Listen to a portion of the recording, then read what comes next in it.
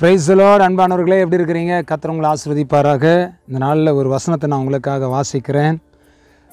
சங்கீதம் 115:15 சொல்லுகிறது, வானத்தையும் பூமியும் படைத்த கர்த்தராலே நீங்கள் ஆசீர்வதிக்கப்பட்டவர்கள். வானத்தையும் பூமியும் படைத்த கர்த்தராலே நீங்கள் ஆசீர்வதிக்கப்பட்டவர்கள். பாருங்கள், சின்ன பிள்ளைங்க எல்லாம் இருக்கிறாங்க, இவங்களெல்லாம் கர்த்தர் ரொம்ப நேசிக்கிறார். சிறு பிள்ளைகளின் இடத்தில் வரவிடுங்கள், நான் அவர்களை ஆசீர்வதிக்க வேண்டும் என்று ஆண்டவர் சொல்லியிருக்கிறார். வானத்தையும் பூமியும் படைத்த கர்த்தரால் நம்ம ஆசீர்வதிக்கப்பட்டவங்க.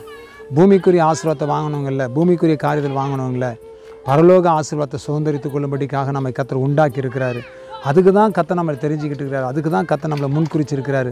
அதுக்கு தான் கர்த்தர் நம்மை அபிஷேகம் பண்ணியிருக்கிறார். அதனால் வானத்தையும் பூமியும் படைத்த கர்த்தராலே நாம் ஆசீர்வதிக்கப்பட்டவர்கள். இந்த ஆசீர்வாதத்தை சுதந்திரித்துக் கொள்வோம், இந்த ஆசீர்வாதத்தில் நிலைத்திருப்போம், இந்த ஆசீர்வாதத்தில் நாம் நிற்போம். கர்த்தர் நம்மை ஆசீர்வதித்து பலப்படுத்துவார், அற்புதங்களை செய்வார். ஜெபிக்கலாமா? தகப்பனே, இந்த நல்ல வல்லைக்காக உமக்கு ஸ்தோத்திரம். இந்த சின்ன பிள்ளைங்களையும் நீங்கள் ஆசீர்வதிங்க. இந்த பிள்ளைங்க வானத்தையும் பூமியும் படைத்த கர்த்தரால் ஆசீர்வதிக்கப்படட்டும். இந்த பிள்ளைகளை கனப்படுத்துங்க, அற்புதங்களை செய்யுங்க, உங்கள் நாமம் மையப்படட்டும். ஆண்டவரே ஸ்தோத்திரம். இந்த நாளில் கர்த்தருடைய சமூகத்தில் இந்த வீடியோ பார்க்குற பிள்ளைகள் வானத்தையும் பூமியும் படைத்த கர்த்தரால் ஆசீர்வதிக்கப்படட்டும். உங்களுடைய கரத்தில் ஒப்பு கொடுக்கிறோம். அற்புதம் நடக்கட்டும் சாமி.